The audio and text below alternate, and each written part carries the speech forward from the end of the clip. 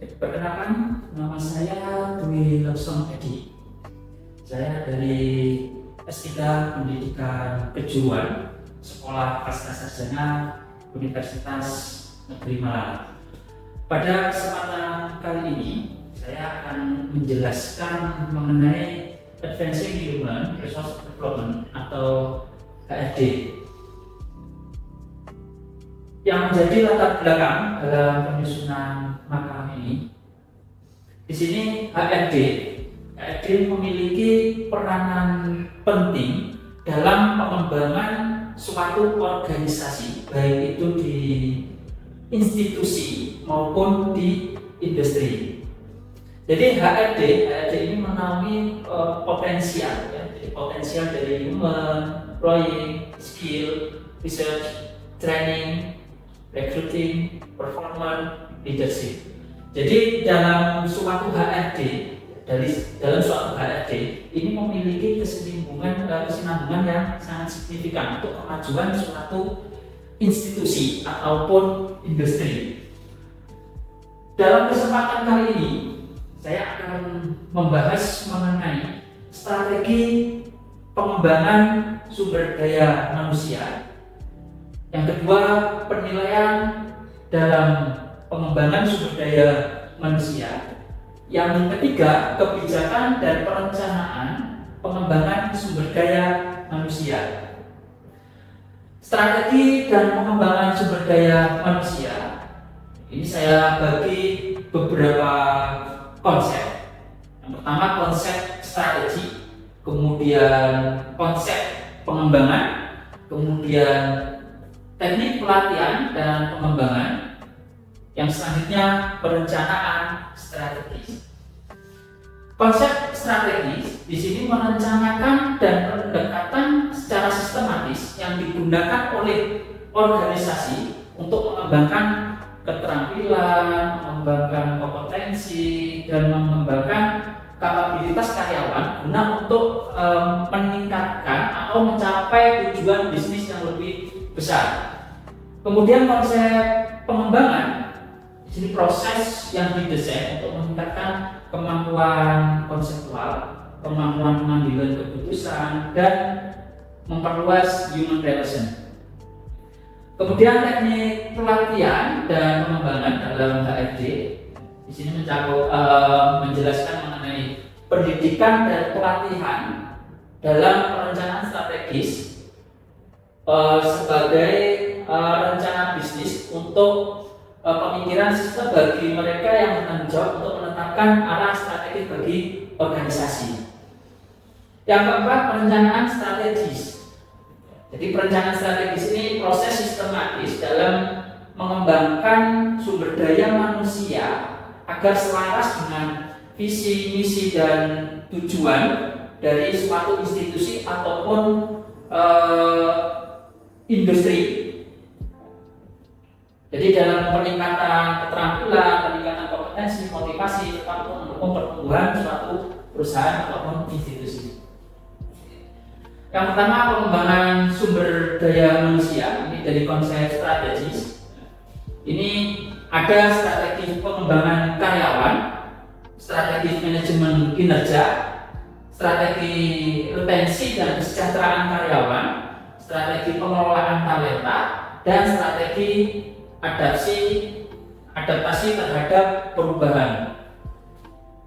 Strategi pengembangan karyawan ini meliputi pelatihan dan pengembangan. Jadi ini meliputi pelatihan teknis dan soft skill. Kemudian coaching dan mentoring. Di sini gimana dilakukan bimbingan dari senior ataupun atasan itu kepada bawahan. Kemudian ada career development plan, ya, ini pengembangan karir karyawan. Kemudian ada strategi manajemen kinerja, ini meliputi key performance indicators, ya, yang menetapkan indikator kinerja, jadi target kinerja dari human, ya, dalam suatu organisasi. Kemudian performance appraisal, di sini memberikan penghargaan kepada karyawan. Jadi karyawan yang memiliki potensi, memiliki kinerja bagus, memiliki potensi untuk mengembangkan skillnya, yaitu diberikan suatu penghargaan, praise. Kemudian strategi retensi dan kesejahteraan karyawan. Di sini ada employee engagement atau lingkungan kerja yang positif. Jadi dalam lingkungan kerja, ya, baik itu manajemen ataupun human, ya, itu harus meningkatkan kondisi kerja yang nyaman. Kemudian kompensasi dan benefit, gaji, tunjangan yang kompetitif, ya, ini digunakan untuk atau diberikan kepada human yang memiliki keunggulan atau memiliki indikator kerja yang bagus, jadi diberikan suatu reward. Kemudian ada work balance. Di sini kesejahteraan mental menjaga produktivitas. Ya, jadi dalam suatu industri, ya, di proses manufaktur, ya, di situ tingkat kesetresannya itu cukup tinggi. Ya. Jadi mereka dituntut untuk produksi dan segala macam, ya. Jadi itu harus ada namanya kesejahteraan mental, ya. Jadi bisa mungkin di akhir tahun, ya, ajak untuk working, ya. Nah, kemudian ada selanjutnya strategi pengelolaan talenta. Ya, di sini meliputi talent acquisition, ya, jadi merekrut dan menarik talenta terbaik, ya. Jadi ini pada saat proses perekrutan, ya, yaitu diindikasikan, ya, untuk humannya yang merekrut yang memiliki talenta yang baik. Kemudian succession planning, ya, jadi program pengembangan kepemimpinan. Jadi kemampuan suatu individu, setiap orang itu berbeda, ya. Jadi bagi mereka yang memiliki potensi manajemen organisasi atau kepemimpinan yang bagus, yaitu bisa dikembangkan lebih lanjut, ya, itu melalui strategi pengelolaan talenta. Kemudian employer branding, ya, jadi membangun citra perusahaan. Ya, jadi sekarang sudah banyak, ya, jadi sudah banyak teknologi, ya, kemudian gimana dapat difungsikan sebagai informasi kepada customer, ya, mengenai perusahaan. Jadi di sini tujuan branding ini untuk mengenalkan keunggulan perusahaan itu kepada customer. Kemudian strategi adaptasi terhadap perubahan. Di sini ada digital HR transformation.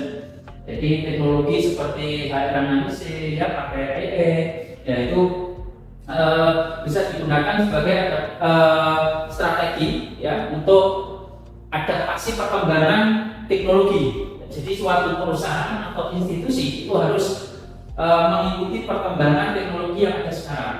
Kemudian ada learning organization atau budaya pembelajaran mendorong inovasi. Ya, jadi dalam suatu organisasi, yaitu human, itu juga harus dituntut untuk mendapatkan informasi sebanyak mungkin.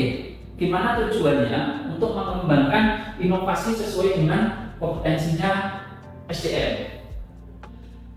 Selanjutnya strategi dan pengembangan sumber daya manusia. Ini dari konsep pengembangan. Jadi di sini ada pengembangan individu, pengembangan karir, dan pengembangan organisasi. Pengembangan individu di sini meliputi pelatihan, kemudian coaching dan mentoring. Kemudian ada career development, kemudian pengembangan karir. Di sini ada career pathing succession planning, kemudian ada job rotation, ya. Jadi job rotation dan job endorsement ini gimana karyawan, ya, SDM, ya, itu dilakukan rolling position. Jadi tujuannya untuk mengembangkan kompetensi yang dimiliki oleh human atau SDM. Kemudian ada performance management feedback, ya. Jadi di sini penilaian terhadap manajemen, ya, kemudian dilakukan feedback, ya. Jadi tujuannya supaya manajemen itu menganalisa kekurangan dari keorganisasiannya seperti apa. Kemudian ada pengembangan organisasi, ya, di sini termasuk learning organization, kemudian employee assessment working life balance, ada digital transformation. Selanjutnya teknik pelatihan dan pengembangan. Teknik pelatihan dan pengembangan.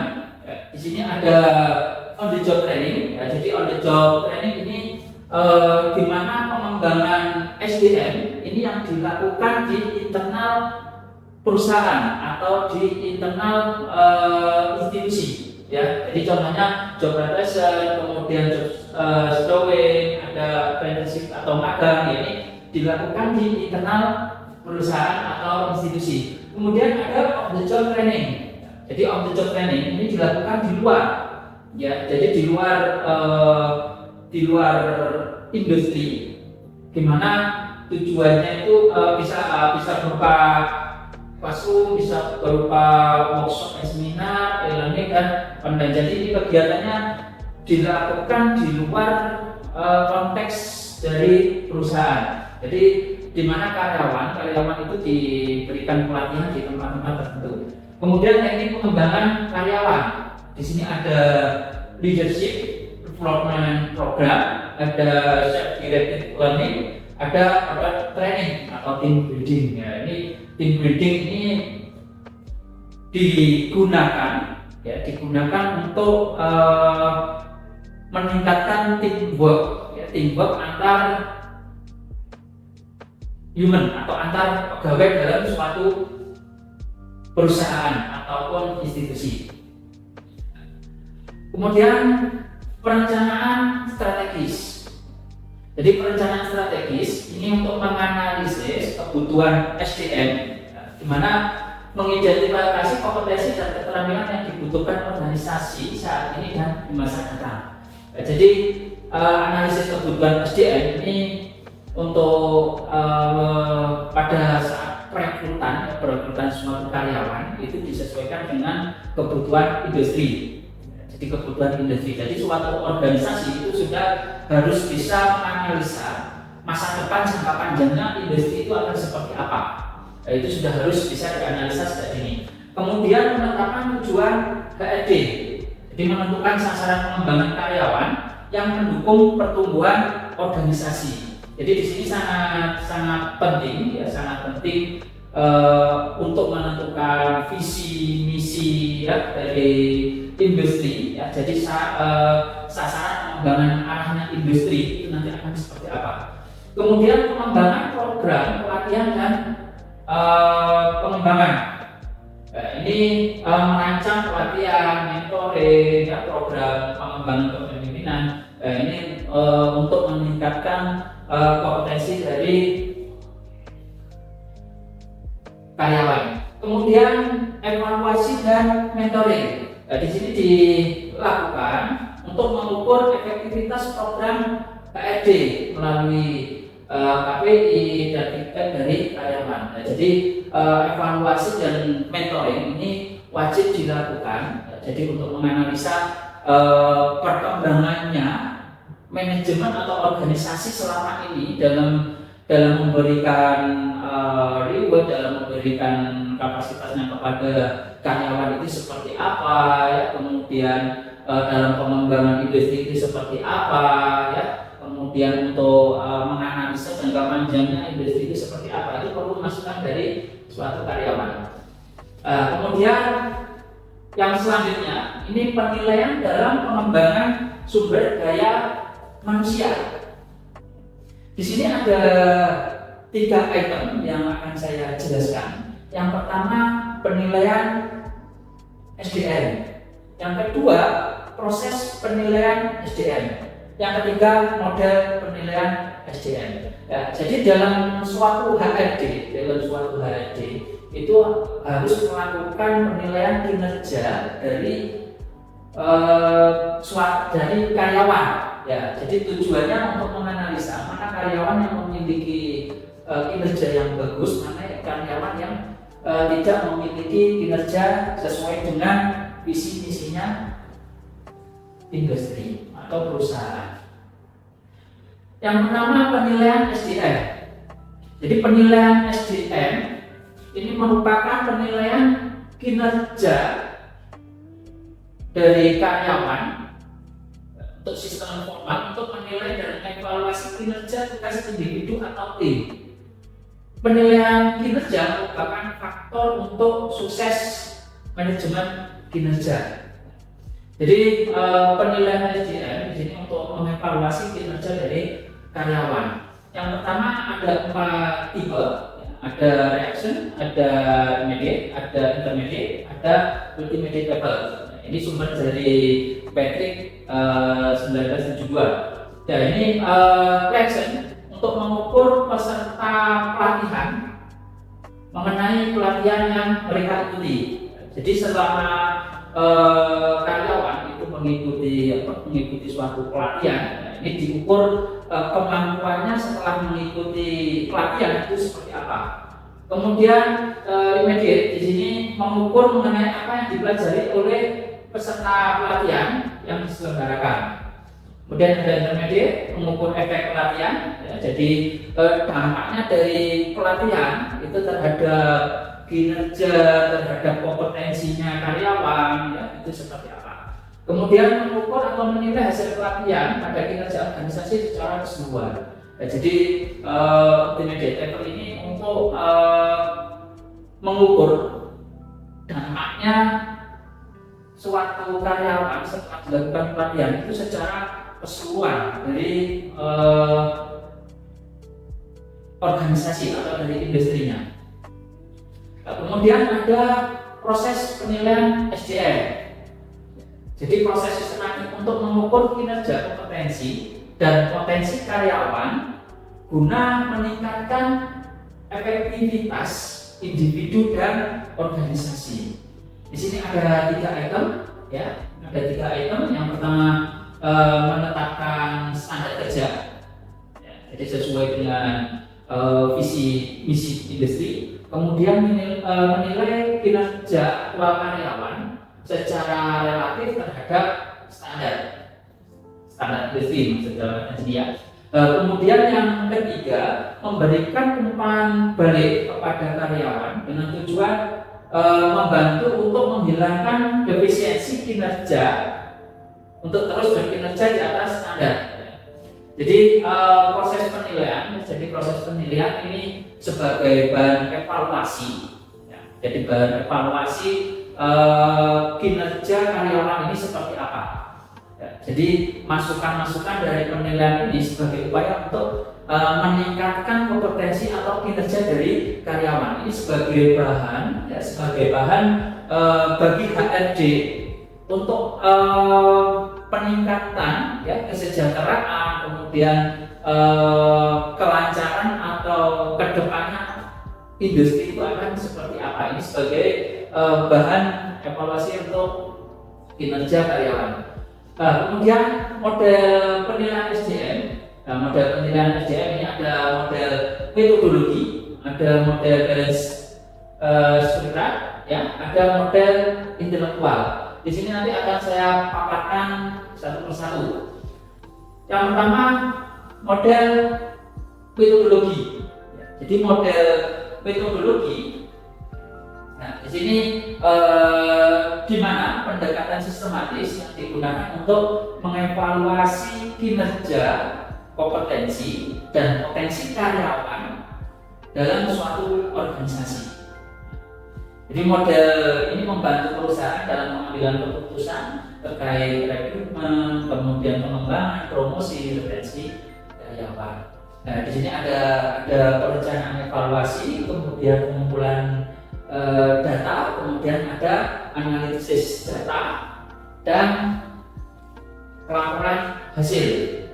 Jadi dari perencanaan evaluasi di sini ada tujuan, kemudian evaluasi, pengumpulan data ini nanti ada tingkat 1, ada tingkat 2, ya. Jadi data dari pelaksanaan program, ya, selama program, kemudian data setelah program. Nah, ini tingkat ketiga, tingkat keempat. Dan kemudian ada analisis data. Ya, jadi analisis data ini mengisolasi, ya, untuk melihat dampak dari program tersebut. Kemudian ada langkah alur selanjutnya mengubah data ke nilai, ya. Kemudian dilakukan perhitungan tingkat kelima, baru dilaporkan suatu hasil. Nah, ini model metodologi, ya, dalam penilaian SDM. Nah, kemudian ada balance scorecard, ya, atau model penilaian kinerja yang dikembangkan oleh Robert Kaplan dan David Norton, ya. Jadi model ini digunakan untuk mengukur kinerja organisasi secara menyeluruh, ya, dengan mempertimbangkan lebih dari sekedar aspek keuangan, ya. Jadi di sini yang dilihat, ya, jadi yang dilihat itu secara keseluruhan, ya, mulai dari finansial, ya, laporan tahunan, laporan kinerja, kemudian jumlah perdagangan itu seperti apa, kemudian ada pelanggan, ya, pelanggan ini pemasarannya seperti apa, kemudian rencana proyeknya, rencana strategisnya, rencana kinerjanya itu seperti apa. Kemudian juga dilihat dari visi misi, ya, dan strategis dari suatu organisasi, dari industri, ya. Jadi ini dilihat visi misinya itu seperti apa, ya. Ini juga harus mengikuti ini perkembangan arah konsumen itu seperti apa, ya. Kemudian sejarah, studi konsultasi, rencana proyek, kemudian ada proses internal, ya, laporan manufaktur, laporan operasional, ada tolok ukur, jumlah perdagangan, ya. Kemudian ada pembelajaran dan pertumbuhan. Jadi ini data-data kinerja, ya, dari karyawan, ya, kemudian laporan, ya, studi konsultasi, ya. Ini dari model penelitian ini yang dikembangkan secara keseluruhan ini sudah mencakup semua yang ada di organisasi dalam suatu industri. Kemudian ada model intelektual, ya. Jadi model atau IC. Di sini model penilaian yang berfokus pada aset, ya. Jadi aset dalam suatu organisasi, pengetahuan, keterampilan, inovasi, dan hubungan yang berkontribusi terhadap keunggulan kompetitif, ya. Jadi di sini yang dilakukan penilaian, model penilaian ini mencakup aset dari karyawan, ya, manusianya, kemudian dan modal, ya. Jadi kalau di proses industri, ya, mesin. Jadi komponen-komponen yang tidak bergerak itu termasuk modal struktural dalam suatu industri, ya. Kemudian modal manusia, ya, ini termasuk karyawan, itu termasuk aset, ya. Makanya dalam suatu organisasi, ya, dalam suatu organisasi antara modal, ya, antara modal struktural, ya, jadi aset-aset yang tidak bergerak, kemudian dengan manusia ini harus imbang, harus dijaga secara maksimal. Nah, kemudian yang selanjutnya, ya, ini kebijakan perencanaan pengembangan sumber daya manusia. Jadi pengembangan SDM, upaya strategi yang dilakukan oleh organisasi atau pemerintah untuk meningkatkan kualitas tenaga kerja melalui pendidikan, melalui pelatihan, kebijakan pendukung pertumbuhan kompetensi dan produktivitas individu maupun organisasi. Tujuan utama dari kebijakan perencanaan pengembangan SDM, ya, jadi tujuan utamanya memastikan bahwa tenaga kerja ini memiliki keterampilan, kompetensi, motivasi yang diperlukan untuk mencapai produktivitas yang optimal. Dalam Swanson ini menekankan, ya, kebijakan dan perencanaan SDM harus berorientasi pada 3 aspek utama. Yang pertama, individual development, ya, jadi pengembangan individu karyawan, kemudian organization performance, ya, kinerja organisasi, societal development, ya, jadi pengembangan masyarakat, ya. Jadi ini kebijakan pengembangan menurut Swanson. Nah, sementara jenis kebijakan pengembangan SDM, ya, ini menurut Swanson ada 3 kriteria kebijakan. Yang pertama kebijakan pengembangan individu. Ya, jadi di mana kebijakan yang berfokus pada peningkatan keterampilan, peningkatan kompetensi, peningkatan kesejahteraan individu, ya, di mana harapannya mereka bisa berkembang dalam lingkungan kerja, berkontribusi lebih baik dalam organisasi. Kemudian yang kedua, kebijakan pengembangan organisasi. Ya, jadi kebijakan ini yang berorientasi pada pencapaian efektivitas efisiensi organisasi melalui pengelolaan SDM yang strategis. Selanjutnya kebijakan pengembangan masyarakat, social development policy. Ya, di sini kebijakan yang berkontribusi pada pembangunan sosial ekonomi secara lebih luas. Selanjutnya tahapan perencanaan SDM. Di sini ada menurut Swanson ada 4 kriteria. Yang pertama analisis kebutuhan SDM. Kemudian di sini tahap pertama dalam perencanaan SDM mengidentifikasi kebutuhan tenaga kerja baik dalam konteks organisasi maupun secara luas dalam masyarakat seperti adanya skill gap analysis, ya, jadi mengidentifikasi kesenjangan kompetensi, kemudian menentukan jumlah dan jenis SDM yang dibutuhkan. Kemudian yang kedua, perumusan strategi pengembangan SDM, ya. Jadi akan development strategy formulation. Di sini setelah kebutuhan SDM diidentifikasi, kemudian langkah selanjutnya menyusun strategi pengembangan SDM yang sesuai dengan tujuan dari organisasi, ya. Jadi ini melihat visi misinya dari suatu organisasi industri. Kemudian implementasi strategi perencanaan SDM, implementasi OKR planning strategi. Pada tahap ini organisasi mulai menjalankan kebijakan dan strategi yang telah dirancang sebelumnya. Yang terakhir, evaluasi dan pengendalian. Jadi evaluation and control of HR planning. Di sini mengevaluasi efektivitas strategi yang telah diimplementasikan, melakukan perbaikan jika perlu dilakukan. Jadi di sini evaluasi. Jadi evaluasi ini untuk melihat sejauh mana suatu organisasi selama ini yang sudah berjalan.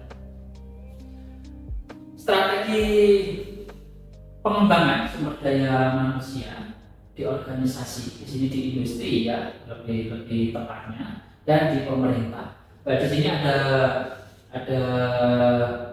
perbedaan. Jadi beberapa aspek menurut Swanson. Di sini ada tujuan utama, rekrutmen, pengembangan karyawan, kemudian evaluasi kinerja, kemudian ada teknologi SDM, budaya organisasi, insentif, dan penghargaan.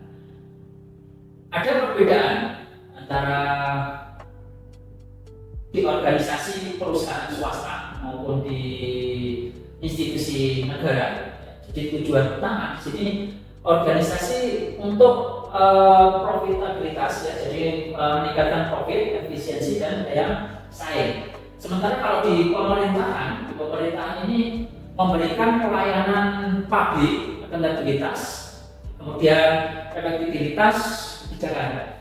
Kemudian rekrutmen, dalam hal rekrutmen di perusahaan ini lebih fleksibel, berbasis kebutuhan pasar. Jadi kebutuhan tenaga kerja itu sesuai dengan kebutuhan perusahaan. Kemudian sistem elit berbasis kompetensi dan aturan pemerintah.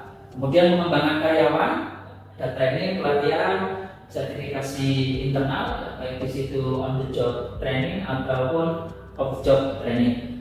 Kemudian diklat, ya, jadi pendidikan dan penelitian, pelatihan, ASN, sertifikasi kepemimpinan. Kemudian evaluasi kinerja.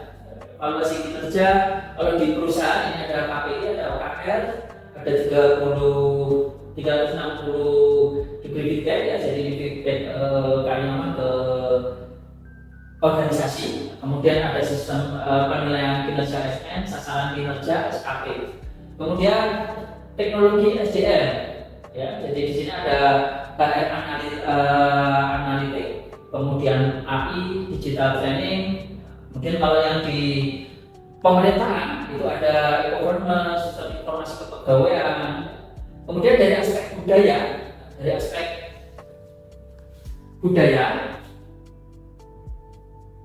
organisasi. Jadi kalau di perusahaan itu fleksibilitas, inovasi, kompetitif. Ya, jadi antar itu kemudian di bidang pemerintahan dari birokrasi orientasi pada pelayanan masyarakat. Kemudian ada insentif dan penghargaan, ada bonus, saham, promosi, ya. Kemudian kalau di pemerintahan ada tunjangan kinerja, kenaikan. Mungkin ini yang dapat saya paparkan mengenai strategi dalam pengembangan SDM. Saya ucapkan terima kasih. Selamat siang. Assalamualaikum warahmatullahi wabarakatuh.